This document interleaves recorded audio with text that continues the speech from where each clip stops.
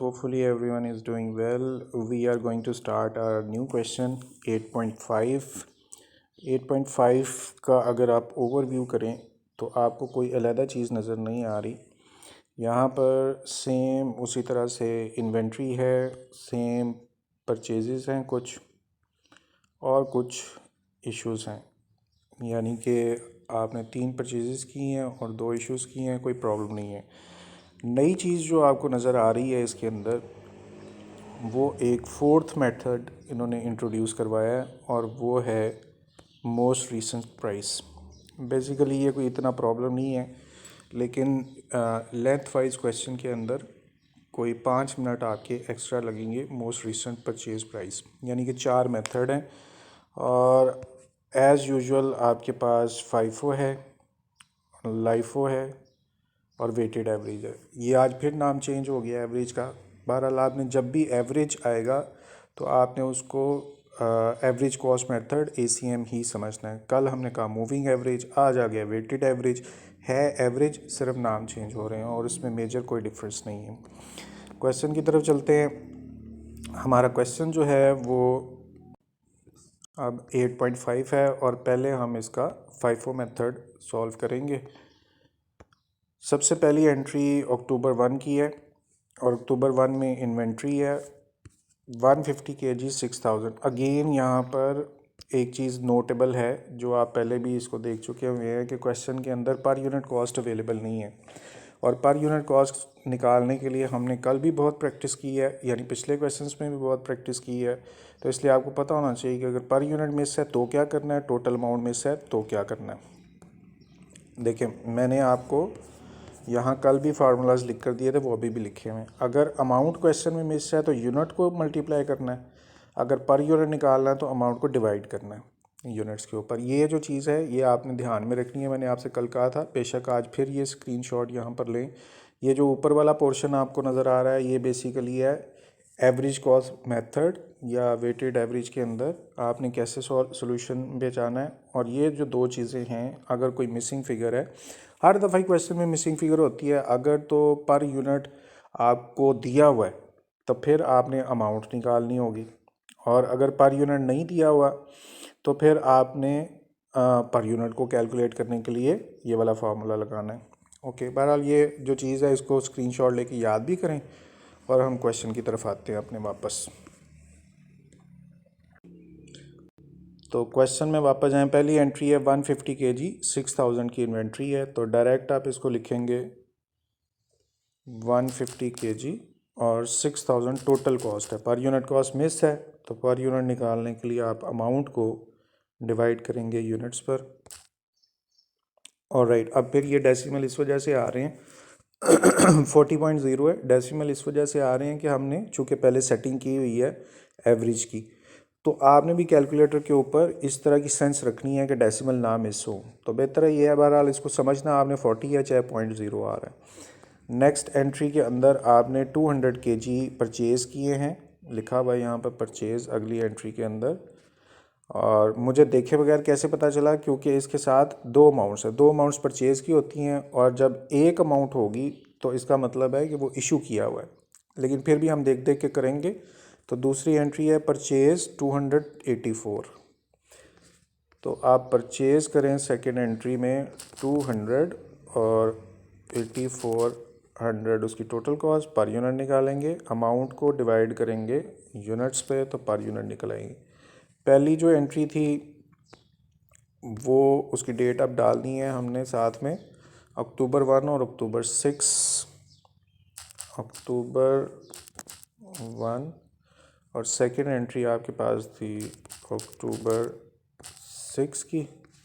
अब चूँकि ये आपने बाइंग की है और आपको याद है कि जब भी आपने लाइफो फाइफो के अंदर बाइंग करनी है तो पहले पुराने यूनिट्स को एज इट इज़ उठा के ऊपर वाली लाइन में लिखना है, और इनकी तरतीब नहीं चेंज करनी।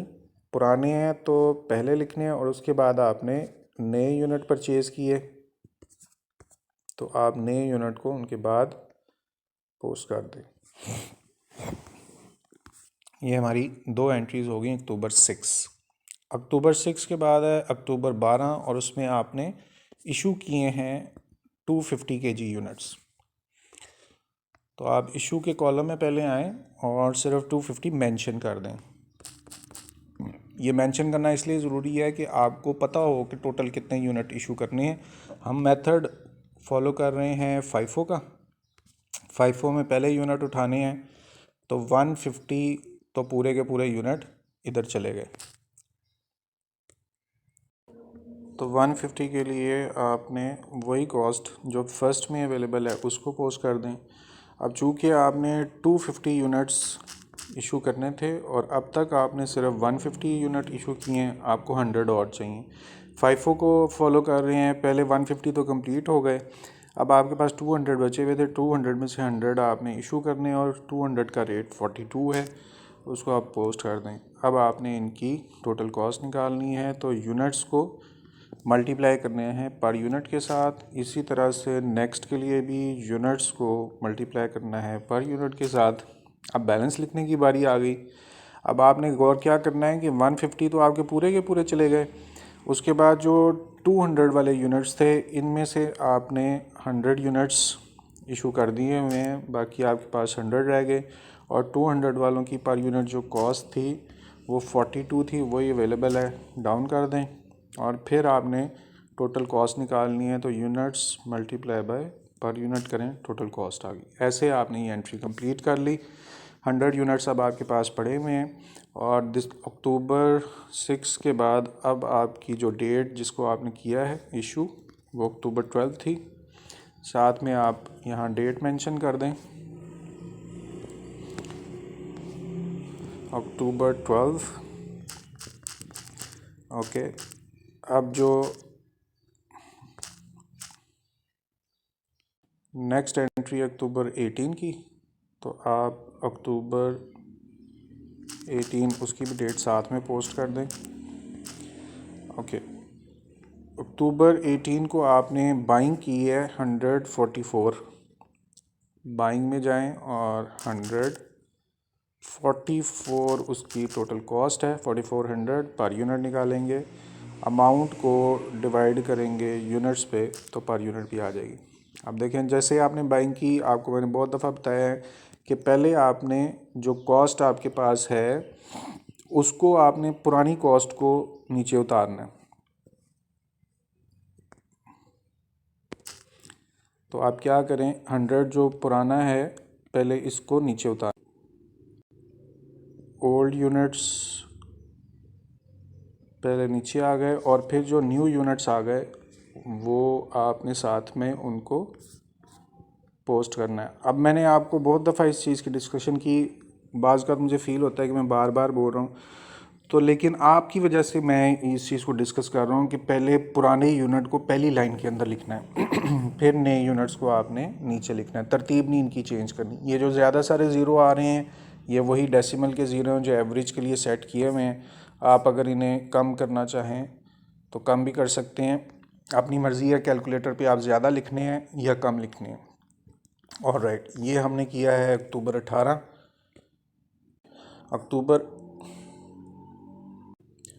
अक्टूबर 18 के बाद जो नेक्स्ट एंट्री हमारे पास आ रही है वो अक्टूबर 24 की है। उसमें अगेन हमने बाइंग की है 209,000। तो बाइंग की तरफ जाएंगे, वहाँ पर 200 यूनिट्स हैं और 9,000 टोटल कॉस्ट है। पहले इसकी पर यूनिट निकाल लेते हैं, यानी कि अमाउंट को डिवाइड करना है यूनिट्स पर यूनिट निकाल ली। और इसकी जो डेट थी वो आपने 200 kg यूज़ किए, तो अक्टूबर 24 इसकी डेट थी। साथ में आप डेट मेंशन कर दें। अच्छा देखें, जब आप क्वेश्चन पे पूरी तरह कंसंट्रेशन दे रहे होते हैं ना, तो बाज़ का मैंने आपको बोला लाइंस लगाना, डेट डालना, हेडिंग देना कुछ इरिटेट करती है, एटलीस्ट मुझे तो इरिटेट करती है। लेकिन इसके बावजूद भी ये बहुत इंपॉर्टेंट चीज़ें हैं, क्वेश्चन इनके बगैर कंप्लीट नहीं होता, इसलिए इन पर भी पूरी पूरी अटेंशन देनी है। अगेन वैसे ही आपने जो पुराने यूनिट्स हैं इनको तो पहले एज इट इज़ उतारें और इनकी तरतीब भी चेंज नहीं करनी, जिस तरह से लिखे हुए हैं वैसे ही, जो पहले लिखा है उसे पहले लिखना है, जो बाद में लिखा है उसको बाद में। और फिर आपने जो नए यूनिट्स परचेज़ किए हैं आप उनको लास्ट में आपने पोस्ट करना है, तरतीब नहीं ख़राब होनी चाहिए। ओके, ये फिर जो आपके डेसिमल ज़्यादा हैं इन डेसिमल्स को मैं कम कर देता हूँ। ओके, ये हमने किया अक्टूबर 24 को। अब अक्टूबर 24 के बाद अक्टूबर 30 हमारे पास है। अक्टूबर 30 को हमने इशू किए हैं और 250 kg है। तो इशू वाले कॉलम में आए, वहाँ पहले ही 250 लिख दें। मेंशन करना ज़रूर है, आपने इसमें ब्रैकेट्स लगानी है। अब ज़रा गौर से देखिए, आपके पास FIFO LIFO के अंदर मैंने आपको बताया ऑप्शंस होती हैं, आपने उनको उठाना होता है। एवरेज में ऑप्शन ही कोई नहीं होती। 250 उठाने के लिए सबसे पहले जो 100 यूनिट्स पड़े हुए हैं, इनको तो आप पूरे के पूरे को उठा लें।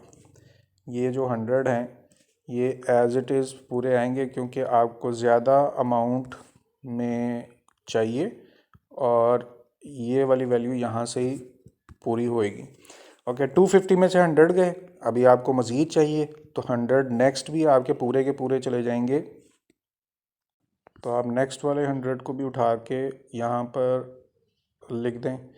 अभी आपने 250 इशू करने थे, 200 इशू हुए हैं, तो इसका मतलब है रिमेनिंग 50 यूनिट्स और भी चाहिए। और यहाँ क्या ऑप्शन बची, 100 पूरे चले गए, सेकंड वाले 100 भी पूरे चले गए, तो थर्ड वाले 200 में से आपने 50 यूज़ किया और उसकी जो कॉस्ट थी वो 45 मेंशन थी। अब इसकी भी टोटल कॉस्ट आप निकाल दें, यानी यूनिट्स को मल्टीप्लाई करना है पर यूनिट के साथ, तो टोटल कॉस्ट भी आपके पास अवेलेबल हो गई। अब आपने जब बैलेंस लिखना है, 100 पूरे चले गए, ये वाले भी 100 पूरे चले गए, और ये जो 200 है इनमें से आपने 50 यूनिट इशू किए, तो 200 में से अगर 50 यूनिट इशू हो गए तो रिमेनिंग आपके पास 150 बचे। और ये जो 150 है इनकी यही कॉस्ट आप डाउन में उतारेंगे। टोटल कॉस्ट निकालने के लिए यूनिट्स को मल्टीप्लाई करना है पर यूनिट से, इससे टोटल कॉस्ट भी आपके पास आ गई है। तो आपका टाइम बचाने के लिए मैंने खुद ही ज़ीरो वहाँ से कम कर दिए। अब आपने जो काम किया है वो अक्टूबर 30 का था, साथ में डेट मेंशन कर दें, अक्टूबर 30 है या 31 है, उसको हम 30 है, तो अक्टूबर 30 आप डेट इधर मेंशन कर दें। अब आपने जो वैल्यू कैलकुलेट की है 6750, ये बेसिकली आपका क्वेश्चन चूँकि यहाँ पे ख़त्म हो गया हुआ था, तो यहाँ पर ये एंड हो गया। और ये अब पिछले क्वेश्चन में तो आपको एंडिंग इन्वेंट्री मांगी नहीं हुई थी, ये हमारे पास एंडिंग इन्वेंट्री आ गई हुई है।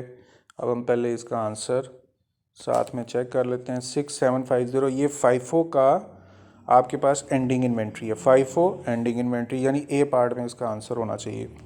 यहाँ पर आप आंसर देख लें, ए पार्ट का एंडिंग इन्वेंट्री वो हमारे पास 6750 है। और चूंकि आपने अभी आंसर और निकालने हैं, आपके पास उसने मटेरियल यूज्ड का भी आंसर मांगा हुआ है, तो दोनों आंसर निकालने हैं। अब देखते हैं मटेरियल यूज्ड का आंसर, और उसको निकालने के लिए आपसे रिक्वेस्ट की हुई है कि जो इशू के रुपीज़ का कॉलम है ये इशू के रुपीज़ का कॉलम है, सिर्फ इसको टोटल करना है। और टोटल करने के लिए मैंने आपको बताया था मैं यहाँ एक भी फार्मूला लगा सकता हूँ, लेकिन आपकी वजह से अलग-अलग लिख रहा हूँ।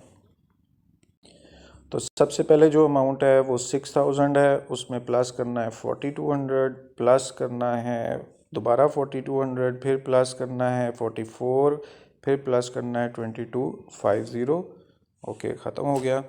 तो जो अमाउंट आपके पास आ रही है वो 21050 है। ये हमारे पास एंडिंग इन्वेंट्री आ गई। और अपने जो ब्रेन है उसको यूज़ करके ना इसको दोहराया करेंगे। मटेरियल यूज्ड की एंट्री जो इशू के रुपीज़ है उसका टोटल करना है। लेकिन जी ये मटेरियल यूज्ड के ए का आंसर हमारे सामने होना चाहिए, चेक करते हैं। तो मटेरियल यूज्ड हमारे पास है ये पहला, और पहले का आंसर है 2150 और 21050 इस तरह से ये FIFO हमारा कंप्लीट हो गया। इस जगह पे आप स्क्रीनशॉट ले सकते हैं या वीडियो को रोक के आप काम कर सकते हैं। अच्छा, मैं एक रिक्वेस्ट कर रहा था कि एक तरीका ये है कि आप ख़ुद करें एक एंट्री और साथ साथ इधर चेक करते जाएं, फिर अगली एंट्री करें, फिर इसको वीडियो को रन करके एंट्री चेक कर लें। ये भी एक मेथडोलॉजी है जिससे आप क्वेश्चन सॉल्व कर सकते हैं। या फिर ये है कि एक दफ़ा वीडियो अच्छी तरह से देखें, समझें, और फिर सारा क्वेश्चन खुद करें और कोशिश करें कि चीटिंग ना हो। तो जो मेथड आपको डेवलप करने के लिए अच्छा लगता है आप उसको फॉलो अप करें। अब हम स्टार्ट करते हैं अपना लाइफो। तो लाइफो के लिए मैंने आपको बताया कि बैलेंस और रिसीट्स इनमें फ़र्क नहीं होता। तो हम लाइफो के लिए सबसे पहले ये बैलेंस है, फिर आपने ये रिसीट की, इनका कोई मसला नहीं होता, ये सेम होते हैं। 250 जहाँ पर यूनिट्स आपने इशू करने हैं यहाँ पर प्रॉब्लम आती है, तो इसलिए आप इससे नीचे वाली जो चीज़ है वो हमारे काम की नहीं है, हम इसको ख़त्म कर देते हैं। ओके, तो ये ख़त्म हुआ। अच्छा, आपने गौर किया होगा मैंने ये चीज़ नहीं मिटाई, ये इशू किया, और दूसरी डेट्स नहीं मिटाई मैंने, डेट्स भी दोनों में सेम चलती हैं। अब 250 यूनिट इशू करने हैं, लेकिन फॉलो हमने लाइफो को करना है। पहली दो एंट्रीज़ वैसे ही हमने लिख ली, यानी 150 और 200 वाली, वो हम पढ़ लेते हैं। यहाँ से नज़र आ रहा होगा आपको कि जो पहली एंट्री है वो आपकी इन्वेंट्री ओपनिंग स्टॉक की थी 150 की, और आपने फिर बाइंग की थी 200 केजी की, वो सेम वैसे की वैसे एंटर होनी है जैसे फाइफो में हुई है। अब आपने जो थर्ड एंट्री करनी है वो इशू है 250 केजी।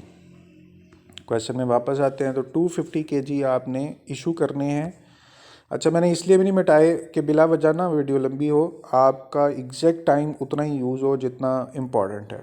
लाइफो को फॉलो कर रहे हैं तो आपके पास दो ऑप्शंस हैं, एवरेज में ऑप्शन होती नहीं है, और यहाँ पर 5 और लाइफो में ऑप्शन होती है, आपने खुद चूज़ करना होता है। लाइफो चूज़ करना है तो पहले आपने 200 को चूज़ कर लिया, और 200 वाले की जो प्राइस है वो 42 है, वो भी आपने लिख ली। अच्छा, ये पूरा भी उतारा जा सकता था। अब 200 आपने इशू किए, लेकिन 250 इशू करने थे, 50 और यूनिट्स आपको चाहिए, और उसके लिए आप फिर चूँकि लाइफो है पहले 200 पूरे यूज़ हो गए, अब आपने 150 वाले यूनिट यूज़ करने हैं जिनकी पर यूनिट कॉस्ट 40 है, वो भी आपने ले लिए।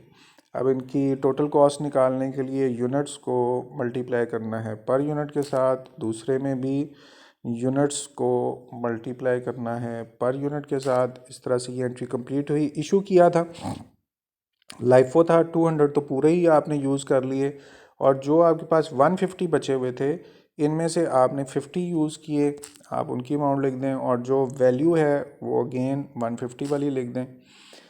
टोटल कॉस्ट निकालने के लिए यूनिट्स को मल्टीप्लाई करना है पर यूनिट के साथ, तो आप यूनिट्स को मल्टीप्लाई करेंगे पर यूनिट के साथ तो आपके पास कॉस्ट भी आ जाएगी। लें जी, ये हमारी अक्टूबर 12 की एंट्री कंप्लीट हुई। अब अक्टूबर 18 को आपने क्या किया है, वो आपको अक्टूबर 18 को दोबारा आपने बाइंग की है 200 केजी की, 9000 वाले यूनिट्स हैं, 200 केजी 9000। ओके, तो बाइंग की है आपने 200 यूनिट्स हैं, और 9000 उनकी कॉस्ट है, पर यूनिट भी निकाल लें। टोटल अमाउंट को यूनिट्स पे डिवाइड करें तो पर यूनिट निकल आता है 200 और 9000। तो यहाँ पर आपने 200 और 9000 किया। अच्छा, मैंने अभी देखा अक्टूबर 18 की डेट वो अभी वेकेंट है, उसमें हमने एंट्री नहीं की। पहले हम अक्टूबर 18 करते हैं, ये लिखा रहने देते हैं अक्टूबर 24 को, बाद में आते हैं। अक्टूबर 18 को आपने परचेज़ किया है 100 केजी को, 100 केजी 4400। तो पहले आप 100 केजी और उसकी टोटल कॉस्ट है 4400, और पर यूनिट निकालने के लिए अमाउंट को डिवाइड करेंगे यूनिट्स पर, तो आपके पास पर यूनिट भी आ गई। अब ये चूँकि बाइंग की है, और बाइंग के लिए मैंने आपको हर दफ़ा बताता हूँ कि आपने जो पुरानी एंट्री है पहले एज इट इज़ उसको नीचे उतारना है, और ऊपर वाली लाइन में उसको पोस्ट करना है। जो न्यू आपने निकाली हैं उस न्यू को दूसरी लाइन के अंदर लिखना है, और तरतीब नहीं चेंज होनी चाहिए। अब हमें थोड़ी सी आसानी होगी अक्टूबर 24 की हमने पहले से लिखी हुई है एंट्री, और फिर आपने अक्टूबर 24 के लिए अगेन वही प्रोसेस, पहले पुरानी एंट्रीज़ को एज इट इज़ उतारना है, लेकिन कौन सी लाइन में, पहली लाइन में पहले उनको पोस्ट करना है, और उसके बाद आपने जो न्यू बाइंग की हुई है उसकी तरतीब नहीं ख़राब करनी, वो दूसरी यानी अगली लाइंस के अंदर उनको पोस्ट करना है। तो इस तरह से आपके पास ये वैल्यूज़ यहाँ कंप्लीट हो गई हैं। अब 3 ऑप्शंस आपके पास हैं, और ये एंट्री हमने की है अक्टूबर 24 की। अब अक्टूबर 30 को देखते हैं कि व्हाट इज़ हैपनिंग। अक्टूबर 30 को आपने दोबारा इशू किए हैं और वो 250 यूनिट इशू किए। आप इशू की लाइन में आएँ और वहाँ पर 250 पहले मेंशन कर दें, आपने ब्रैकेट्स लगानी है यहाँ पर। चूँकि आप फॉलो कर रहे हैं लाइफो को, और लाइफो में जो लाइफो और फाइफो में ऑप्शंस होती हैं, लाइफो के अंदर लास्ट वाली ऑप्शन सबसे पहले चूज़ करनी है। और चूँकि ये 200 पूरी की पूरी चूज़ हो रही है तो आप 200 पूरी उठाएं और यहाँ पर आप पोस्ट करें। अब 250 आपने इशू करने थे, 200 इशू किए हुए हैं, रिमेनिंग 50 रह गए। देखें यहाँ पर 200 पूरे इशू हो गए, तो आपने ये वाले 100 में से 50 चूज़ किए और 100 वालों की कॉस्ट है 44, वो आप पोस्ट करें। प्लस अब इनकी टोटल अमाउंट यानी यूनिट्स मल्टीप्लाई बाय पर यूनिट्स, टोटल अमाउंट भी आ गई। बैलेंस लिखते वक्त ये 200 पूरे के पूरे यूज़ हो गए हैं और ऊपर वाले जो 100 हैं वो एज इट इज़ पड़े हुए। इन 100 में से आपने 50 यूज़ किए। पहले ये वाले 100 आप लिख दें, यानी कि ये वाले 100 में से आपने 50 यूज़ कर लिए हुए और इन 100 वालों की कॉस्ट थी 44 और टोटल अमाउंट निकालने के लिए units multiply by per unit लिख के आप टोटल अमाउंट निकाल दें। और ये वाले जो 100 यूनिट्स हैं ये तो पूरे के पूरे एज इट इज़ ही पड़े हुए हैं, तो इनकी तरतीब नहीं चेंज होनी। जहाँ पहले लिखे हुए थे वहीं आपने इनको बाद में लिख देना। अब आपके पास 30 को क्वेश्चन ख़त्म हो गया। देखें अब जो एंडिंग इन्वेंट्री है ना, वो दो चीज़ें हैं। अभी तक कोई क्वेश्चन ऐसा नहीं आया था जिसमें दो अमाउंट्स थी, तो आपने इन दोनों को प्लस करके, यानी ये दो चीज़ें पड़ी हुई हैं। पहले तो एक चीज़ पड़ी हुई थी, पिछले सारे क्वेश्चंस में एक चीज़ होती थी। अब चूंकि आपके पास दो हैं, एक आपके पास 4000 पड़ी हुई है और दूसरी आपके पास 2200 पड़ी हुई है। इस तरह से आपके पास जो टोटल एंडिंग इन्वेंट्री है वो 6200 है। अब ये हमने किया है लाइफो, तो लाइफो का यानी बी आंसर हम चेक करेंगे और ये मटेरियल जो एंडिंग इन्वेंट्री है उसका आंसर है। तो नीचे वाले मटेरियल एंडिंग के आंसर है और वो आपके पास 6200 बी पार्ट का आंसर आपके पास अवेलेबल है, यानी लाइफो का आपने जो एंडिंग इन्वेंट्री है वो लिख दी। अब आपने साथ में इनकी जो मटेरियल यूज्ड है वो भी निकालना है। और ये चूँकि फाइफो का आंसर लिखा हुआ है, हम दोबारा जाएंगे और मैंने आपको समझाया हुआ है कि इशू के रुपीज़ का टोटल करना है। तो पहला टोटल 8400 था, उसमें प्लस किया आपने 2000 और फिर प्लस किया आपने 9000, फिर प्लस किया आपने 2200 और बस ख़त्म हो गई। तो आपके पास वैल्यू आ रही 21600। अब इस 21600 का मतलब है कि अब दो आंसर्स दिए हुए, एक ऊपर और एक नीचे। ऊपर जो आंसर्स हैं वो मटेरियल यूज्ड के हैं, तो ऊपर वाले आंसर का बी पार्ट होना चाहिए। ऊपर वाले आंसर्स हमें यहाँ पे मिल रहे हैं, देखिए मटेरियल यूज़ लिखा हुआ है और इसका बी आंसर हमें चाहिए। और बी आंसर में आपके पास जो वैल्यू है वो 21600 लिखी हुई है और हमारा आंसर भी 21600 है। इस तरह से लाइफो भी हमारा कंप्लीट हो गया। अब इसके बाद आप इस पूरी क्वेश्चन को व्यू करें, स्क्रीनशॉट लें, अच्छी तरह से समझें और थोड़े से टाइम के बाद दोबारा वीडियो ऑन कीजिएगा। मैं बहरहाल स्टार्ट कर रहा हूँ average method. Okay, average method के लिए आपको कोई भी चीज़ आपके काम की नहीं होती, यानी कि वो रिपीट नहीं हो रही होती। तो एवरेज मेथड में सिवाय इसके कि मैं ये जो ऊपर वाला बैलेंस है उसको लिखूं, इसके अलावा कोई चीज़ मेरे काम की नहीं है। ये भी हो सकता है मुझे थोड़ी सी हेल्प कर दे, मगर बाकी सारा का सारा क्वेश्चन जो है उसकी मेथडोलॉजी डिफरेंट है, तो हम उसको नहीं चाहिए, वो मैं डिलीट करने लगा हूँ यहाँ पर। अच्छा, एक चीज़ जो हमारे काम आ सकती है वो यहाँ लिखी हुई थी लेकिन चलें। अच्छा, बहरहाल अब हमने सबसे पहली एंट्री तो वैसे ही एज इट इज़ लिखी हुई है। वो क्वेश्चन में आप देखें जो 150 kg आपके पास ओपनिंग बैलेंस पड़ा हुआ है, ये तो चाहे फाइफो हो, लाइफो हो या एवरेज हो, सबसे पहले इसको एज इट इज़ लिखना है। अब उसके बाद 200 kg 84 से आपने बाइंग की है, तो आप बाइंग के अंदर आएँ और यहाँ 200 kg आपने बाइंग की, 8400 टोटल कॉस्ट है। अब इसकी आप पर यूनिट निकाल लें, यानी अमाउंट डिवाइडेड बाय यूनिट्स लगा के इसकी पर यूनिट कॉस्ट भी निकल आई। एवरेज में देखिए मैंने आपको यहाँ समझाया हुआ था कि आपने एवरेज में यूनिट्स प्लस करने हैं, दूसरा अमाउंट में अमाउंट प्लस करनी है और फिर अमाउंट को यूनिट्स पे डिवाइड करना है। वही प्रोसीजर हम चलाएंगे। यहाँ पर पहले पुराने यूनिट्स में प्लस करेंगे नए वाले यूनिट्स और जो पुरानी कॉस्ट है उसमें प्लस करेंगे न्यू कॉस्ट को। तो आपके पास कॉस्ट भी आ गई। पर यूनिट निकालने के लिए अमाउंट को डिवाइड करेंगे पर यूनिट्स के साथ। तो आपके पास ये कॉस्ट आ गई। अच्छा, अब फिर डेसिमल्स आ रहे हैं। तो एक तरीका ये है कि आप डेसिमल को छोटा रखें, लेकिन मैंने आपको कहा जितने ज़्यादा बड़े डेसिमल रखेंगे उतना आंसर आपका एक्यूरेट आएगा। अब हम इन डेसिमल्स को थोड़ा सा बढ़ाते हैं। मैं इसको 3 तक डेसिमल्स को रख लिया, ताकि अगर को जब 3 तक रखेंगे मैंने आपको कहा 1-2 रुपए का ज़रूर फ़र्क आएगा। और अगर आप यहाँ पर 8 डेसिमल रखेंगे, और राउंड ऑफ नहीं करना आपने, 8 डेसिमल रखेंगे तो आपकी जो वैल्यूज़ हैं वो बहुत हद तक करीब होंगी। अच्छा जी, अब अक्टूबर 12 पे आप चलें। अक्टूबर 12 में आपने इशू किए हैं और इशू हैं 250। वापस आएँ, यहाँ पर 250 यूनिट आपने इशू करने हैं।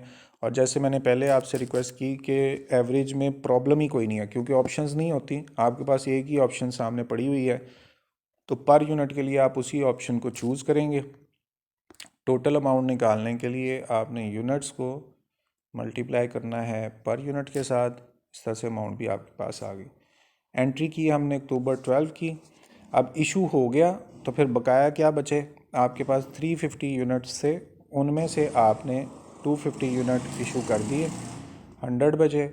और कॉस्ट में ऑप्शन ही नहीं है पर यूनिट में, वही पर यूनिट आपने इधर लगानी है। टोटल अमाउंट निकालने के लिए यूनिट्स को मल्टीप्लाई करें पर यूनिट के साथ। ऐसे आपके पास टोटल अमाउंट भी आ गई। यहाँ पर जो डेसिमल्स हैं उसके लिए ज़रूरी नहीं है कि आप पूरे पूरे लें, यहाँ के डेसिमल्स को आप कम कर सकते हैं।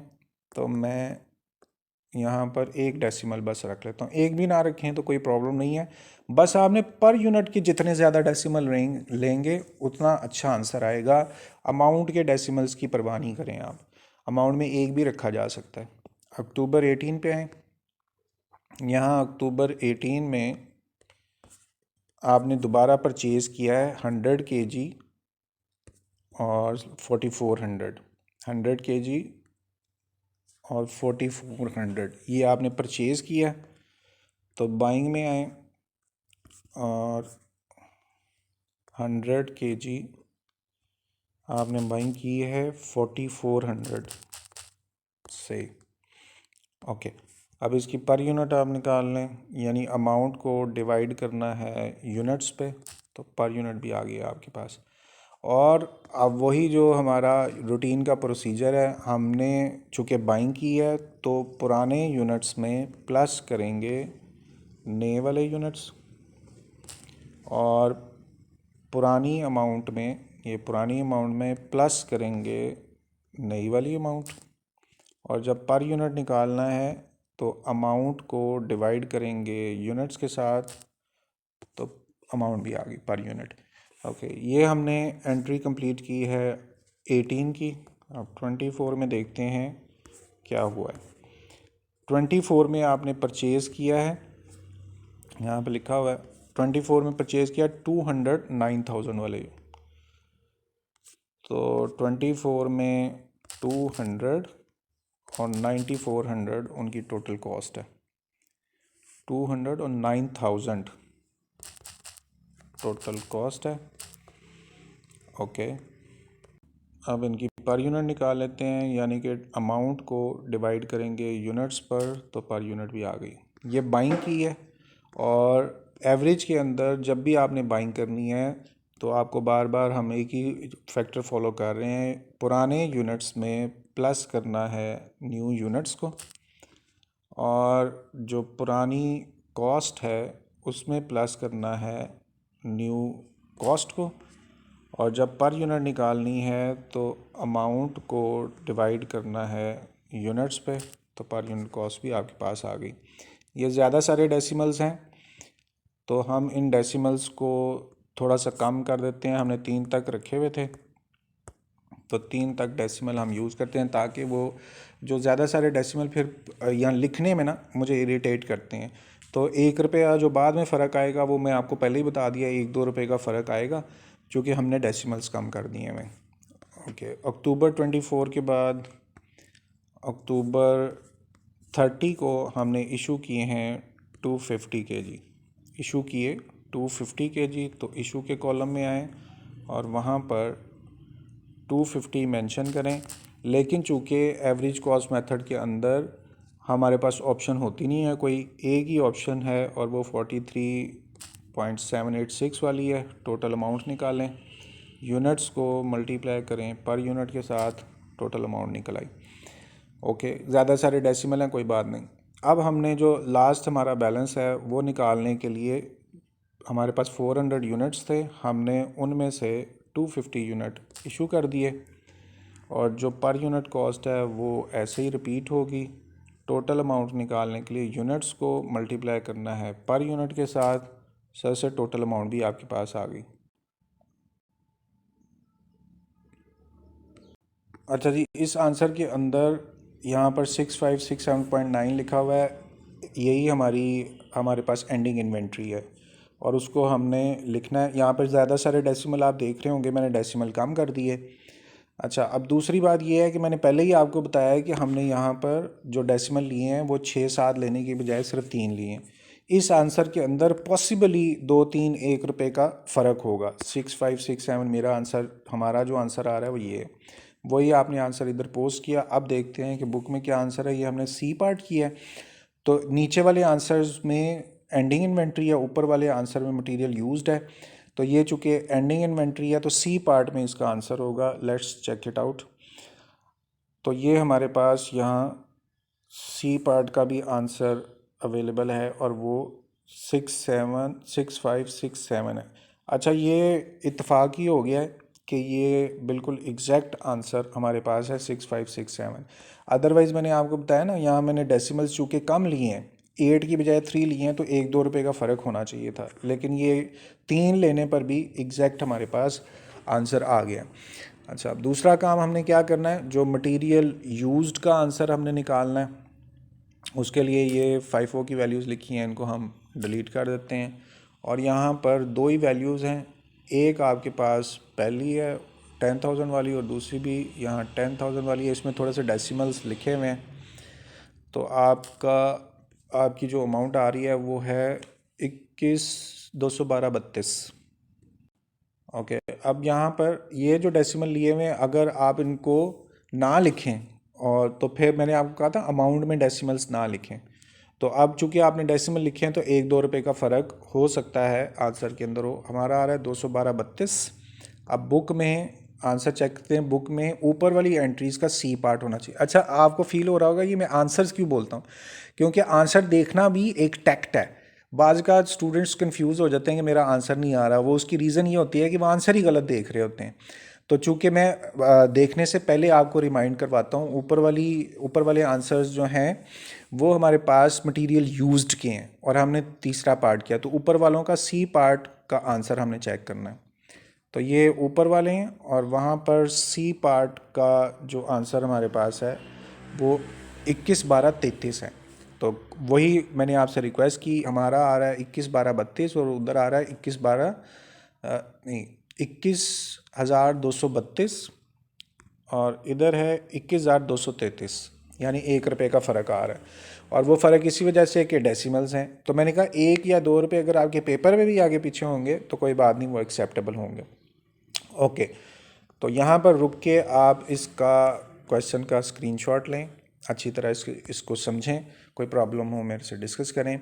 और हमने आज एक नया काम भी करना है जो मैंने क्वेश्चन में स्टार्ट में आपको बताया था, वो ये मेथड जो इन्होंने इंट्रोड्यूस करवाया है, मोस्ट रीसेंट प्राइस वाला, ये चूँकि पहले आपने किया ही नहीं हुआ, तो ये मेथड इन तीनों से ही बहुत आसान है। और वो 4-5 लाइंस के अंदर ही कवर हो जाएगा, चाहे जितना मर्ज़ी क्वेश्चन बड़ा हो, सिर्फ 4-5 लाइंस में कवर हो जाता है। आप लोग बेशक थोड़ी सी ब्रेक लें, अच्छी तरह से समझें और दोबारा इसको ऑन करके वापस आएँ। बहरहाल मैं क्वेश्चन का जो 4th पार्ट है वो सॉल्व करने लगा हूँ। अच्छा, इस क्वेश्चन के 4th पार्ट को सॉल्व करने के लिए मैं यहाँ पर अलग जगह बनाने लगा हूँ। दोबारा सुने मैंने क्या कहा है। मैंने आपसे कहा है कि जो मोस्ट रीसेंट प्राइस वाला मेथड है उसके अंदर आपको जो ऊपर आपने लाइंस लगाई ना वो नहीं यूज़ होंगी। मोस्ट रीसेंट प्राइस के अंदर काम आपने क्या करना है, आपने सबसे पहले ऊपर रसीट्स लिखनी है, चाहे वो पहली डेट की हैं चाहे वो लास्ट डेट की हैं। आपने वो सारी रिसीव्ड या रसीट्स या परचेज़ वो आपने ऊपर लिख देना। परचेजेस को आप ऊपर मेंशन करेंगे और जितनी भी आपने इश्यूज़ किए हुए, जो आपने इशू किए हुए हैं वो सारे आप नीचे अलहदा लिखेंगे। अब जो जो भी बाइंग करते जा रहे हैं आप वो आप ऊपर मेंशन करते जाइएगा। मैं ज़रा आपको परफॉर्मा बना के दे देता हूँ। यूनिट्स हैं वैसे ही पर यूनिट है और वैसे ही टोटल अमाउंट है, तकरीबन सेम सारा प्रोसीजर चल रहा है। और नीचे भी आपने इसी तरीके से यूनिट्स और पर यूनिट सब कुछ वैसे ही लिखना है, यूनिट पर यूनिट और टोटल अमाउंट।